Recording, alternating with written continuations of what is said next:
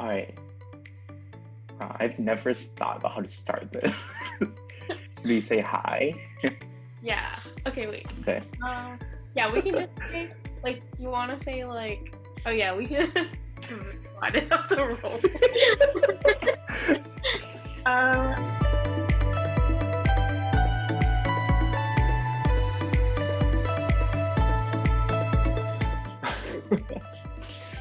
Hi, I'm Kenneth.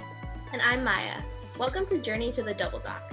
We are incoming MD PhD students at Penn and Harvard MIT, and we wanted to create this channel to chronicle our training paths. We hope to share things that we learned along the way that we wish we had known, as well just as to be a general resource for those interested and passionate about science and medicine. So feel free to contact us at our Twitter handles or our email. We would love to hear what you want us to talk about, and so welcome to our channel and hope you will join us on our journey. I was like, and I was like, oh my god, like, why are you talking about this? Is like your first impression.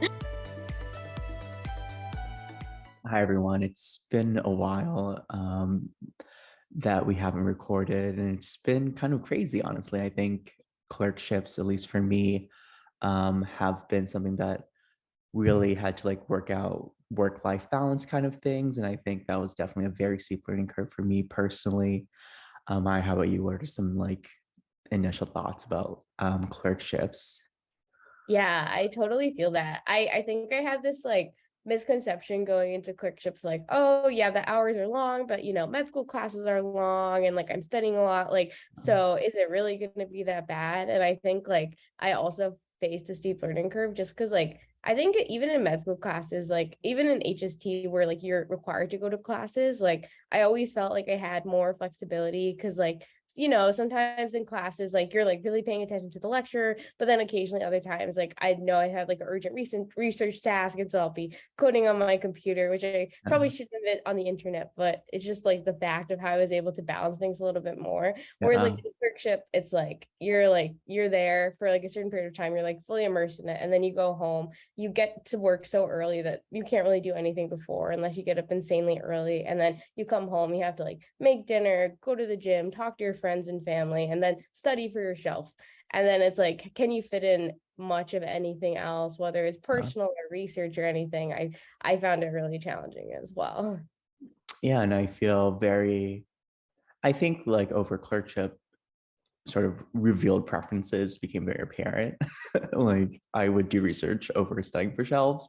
Yeah. And I think it took me a while to remind myself that the training path isn't the final career that you're going to end up doing. So the things that I didn't enjoy about clerkships won't necessarily always be there, and it's more specific to the stage of training, which is a different thing than saying that the overall career isn't right for me. And that took me a while to really separate, I think, because being in the med student role is something that I don't know if anyone could really prepare you for well. I think there's a little bit of a trial by fire kind of flavor to it that I wasn't necessarily expecting. I think that caught me off guard for sure. Yeah, I definitely agree with that. And I think it's also really true that clerkships are an imperfect representation of what your clinical training will look like, whether it's as a resident or whether it's actually as an attending. And I think also because most MD PhD programs are at these big academic institutions, you also get a very different flavor of medicine. I think being a hospitalist at a big academic hospital is very different than being a hospitalist at even smaller academic institutions or community hospitals, just in terms of your scope of practice, when are you referring out / what do you manage? And I think that's also a good thing to be aware of. I think especially as MD PhD students, I think we enter clerkships really thinking how can this clinical experience kind of guide me into what will my life actually look like? How can I fit clinical stuff around research stuff? And one thing that was really helpful for me was talking to some hospitalists at Beth Israel, which is where I was a clerkship student, and hearing about how when they work at the community hospitals, they're not rounding, they're not in an academic setting, and so they have a lot more time to just see their whole panel of patients and get things done. And then it made me think a lot about like, what does it mean to work in an academic center? What does it mean when like your primary attending duties are at like a community center near a big city? And I think that's all just like very useful things to try to take away from your clerkships as well. Like there are many different flavors, even within the same specialty, of like how your life will actually play out, and thinking which ones might be more or less in line with your research career can be really helpful. Yeah, that's a really good point. I think the thinking about what kind of, sorry, that's a really good point. I hadn't really thought about how different kinds of hospital provides different kinds of settings for clinicians and how they really shapes their practice. I think an example for me was when I was doing my EM rotation, we would be at different hospitals for that.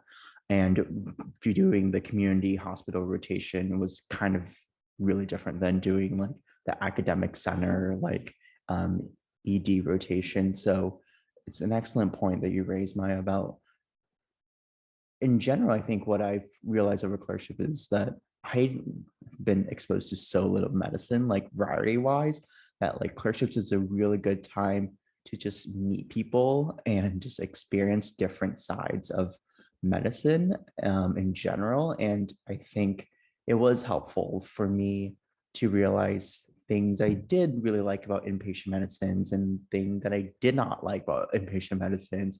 And I think some top highlights were I liked the thinking of internal medicine, for example, like the collecting the data, putting it together as a diagnostic, and coming up with a diagnosis. What I didn't love about inpatient medicine was, like, say, a general hospitalist, you have a patient only for the duration that they're in the hospital or the duration of when you're in the hospital. So missing out on that longitudinal patient relationship was definitely something that I thought a lot more about after doing my inpatient rotations, for sure. No, I think those are all like such good like learning points to take away. And it's something I've definitely been thinking about as well. I think like actually for me, I really like the hospitalist like model of like you're in the hospital, like you have these like really close and sometimes intense relationships with patients, and then like hopefully you send them on your way and you don't see them again, just because like if you see them again it means they're back. But I really like that, and I like the diversity of like cases. So I think it's like also just good because like there's so many things you like hypothetically think you'll like or you won't like, and then you go in and you do it, and like it's again not a perfect representation of everything. And like if you do like a cardiology block in the hospital, it's very different than probably what most cardiologists actually do on a day-to-day basis. But at least it gives you a sense, like, is this something I actually enjoy? And like, do you enjoy the people who are doing it? Do you get along with them? Do you feel like it's easy to talk to them? Because I think that's also a good sign that, you know, you would like your future colleagues or the type of people who tend to be in that field. Yeah. So I've been really enjoying that.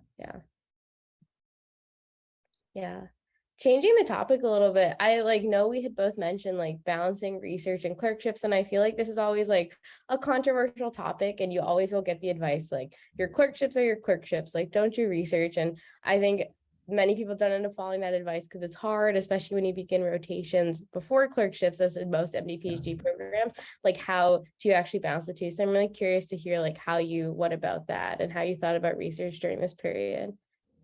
Yeah, I think, as I was alluding to earlier about and mentioning revealed preferences, research was something that I kind of almost viewed as like a different, something like I really enjoyed, something that wasn't clerkships, that wasn't medicine. And so it was something that I went to when I like didn't want to like think about medicine, didn't want to study. And I think it took me like definitely some time to balance, like, instead of going home and studying, I would do some research, but like I really needed to study. So I think that kind of where I ended up adjusting was I realized I just had to study for myself and not like had to like tamp down the research, basically. But I think it really depends on how enamored you were with a rotation prior, and like if there were things that still made sense for you to engage with during the clerkships. I don't think that, and it's definitely not necessary by any stretch of imagination. It's really, I think it gave, yeah, it was like a nice little window into like, how would you manage your clinician scientist life later down the line? And it really like helped clarify for me like where like just like aspects of inpatient versus outpatient medicines that I really like became attached to. Just like, what about making sure that I'm like reading papers like would keep me happy and fulfilled on some level as well. And I think like the other thing about doing research during clerkships, at least for me, I think looking back on it psychologically, it was just like I felt like so dumb and useless as a med student sometimes that it was like nice to be able to like do something where you felt competent. So I think like that was like the other reason I was doing it subconsciously, just so I would like feel some competency in my life. But overall, yeah, I think like the feedback points are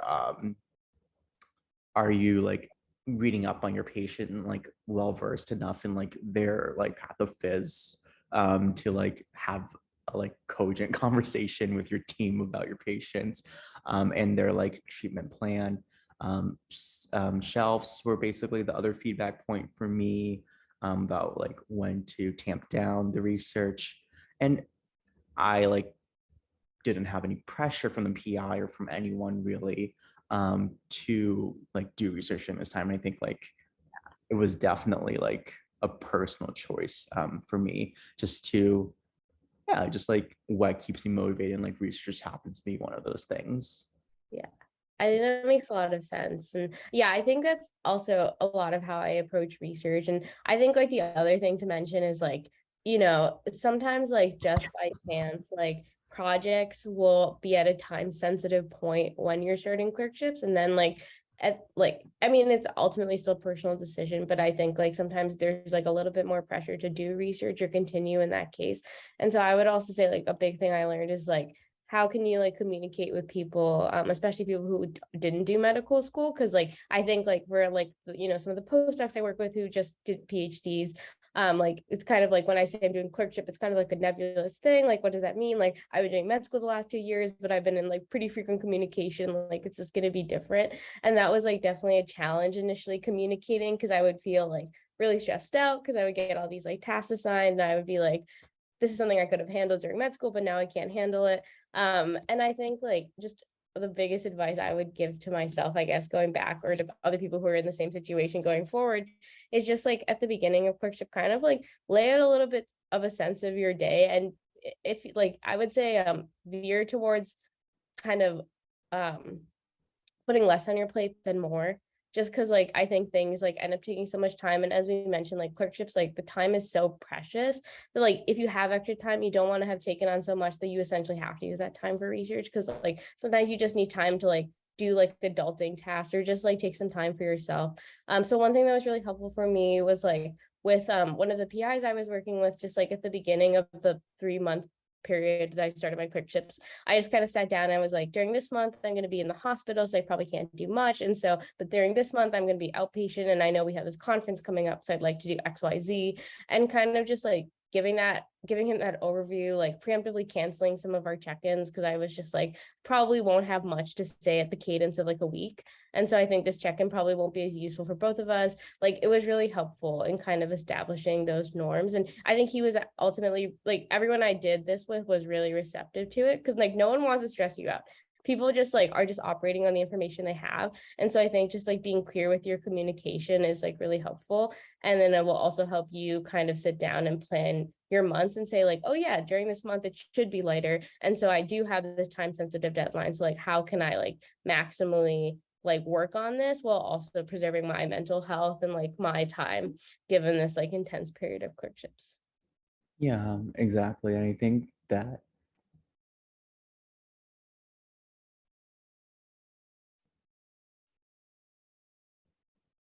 yeah, and I think you chose the really apt word. It's really intense, and intense in ways that I like didn't expect for some reason. Like I think alluding back to what you were saying earlier, it's very like, I think we understood that it was like very busy, like hours wise, but I think just, I don't know, at least for some of my rotations, I just felt so drained when I got home that there was like very little bandwidth to do anything else other than like kind of like cook dinner, eat, and like Yeah. like collapse into like honestly sometimes. And yeah, it's a very yeah, it was very intense. I think wow, like would I necessarily recommend it? I'm just like I don't know. I think yeah, it's very intense. Yeah, I don't even know what I was gonna say. Yeah, it's intense. It is, yeah. Yeah. Yeah, I think it's so true. Like, even if like you come home and it's like a reasonable, like on internal medicine, I never got out really later than 5:30 unless I was working like a night shift specifically. And so like, I mean, that's not unreasonable. I would get home at like 6:15. And yet, like it's Yeah. just really hard to like get stuff done in that period. Like, and sometimes like I do think like I've never been someone who like comes home and needs more than like 20 minutes to like sit down and like recharge and then I'm like good to go. That was like not the case during clerkships. Like this was like the first time I think I really just been like come home and just like understood like the need to just like vegetate for an extended period of time. And I think like also just giving yourself like grace and trying not to beat yourself up about it, because like that was something that was tough for me. Like I would come home and I would like vegetate a little bit and then I'd be like, oh, I can't go to the gym, so like I didn't go to the gym again, it's already been like a week. Like I think it's easy to get in that thinking or like feeling like, oh, there's like I could be studying more, I could be like, there's a lot of things you can be doing more in clerkship, you always will feel that way, but like realistically it's just things you can hypothetically do more. I think everyone in clerkship is doing their absolute best to optimize their time, and you're like a human being first and foremost, and just like giving yourself grace to recognize that, I think has been really key in like making me feel better and also supporting my friends and seeing what helps them. Yeah.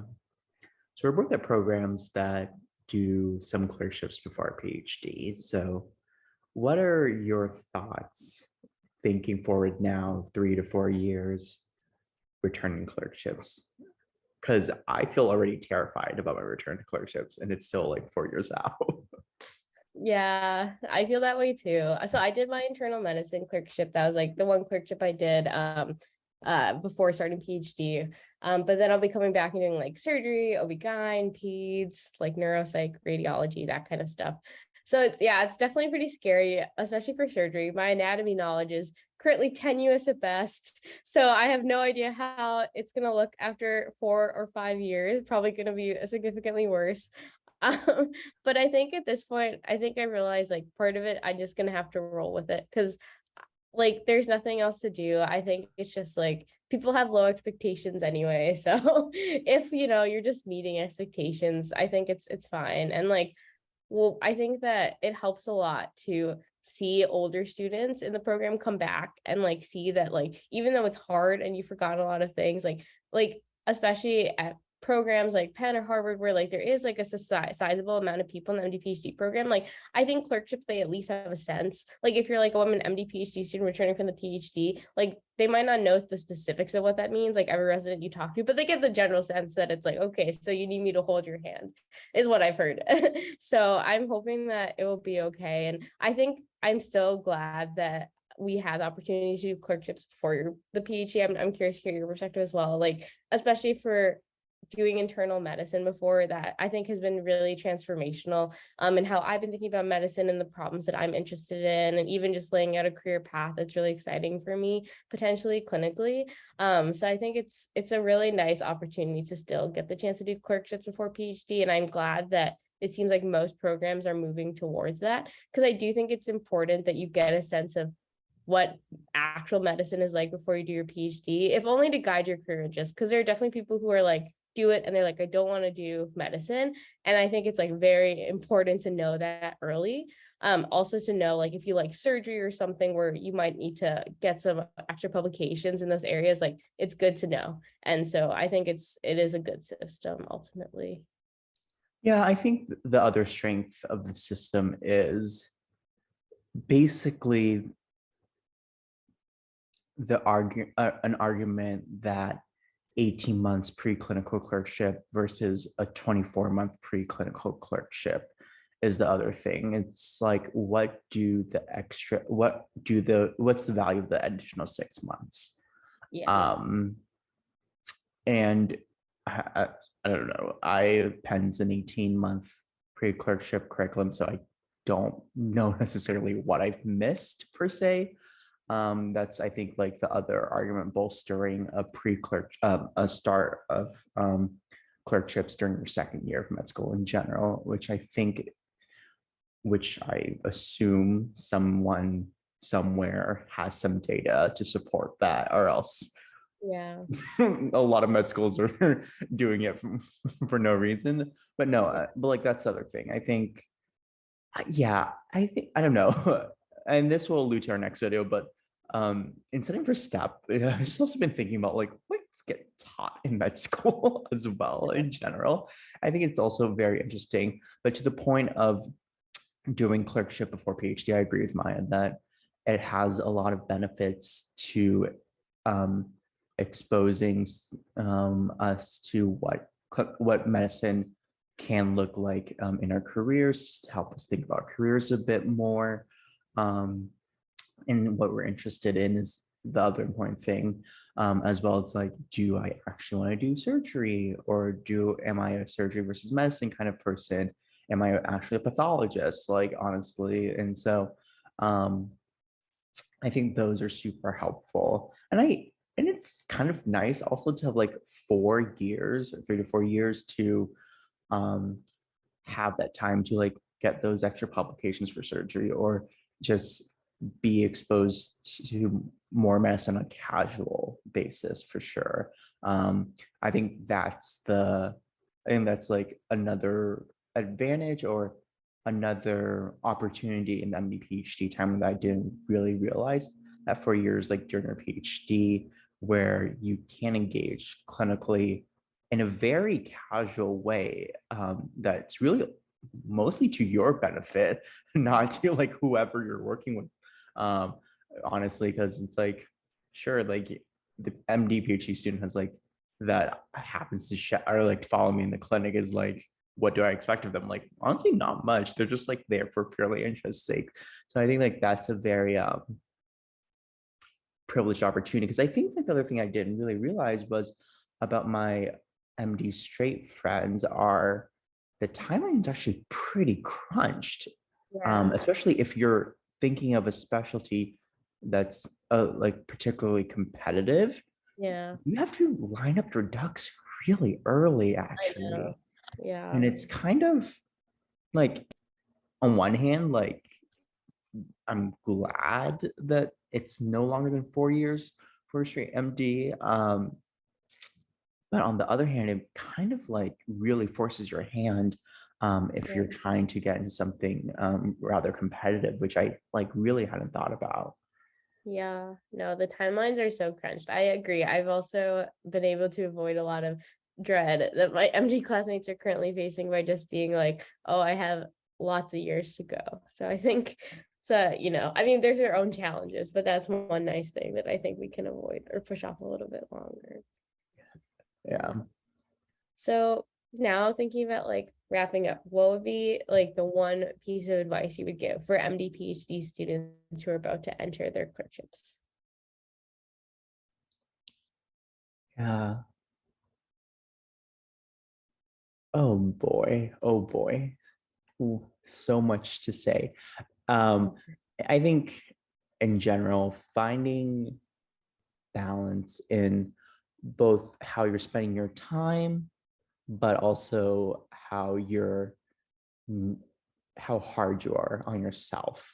I think in general that I fall victim to taking feedback a lot harder than it's meant to be taken. And I think that especially early on during clerkships, hopefully you're getting a lot of feedback.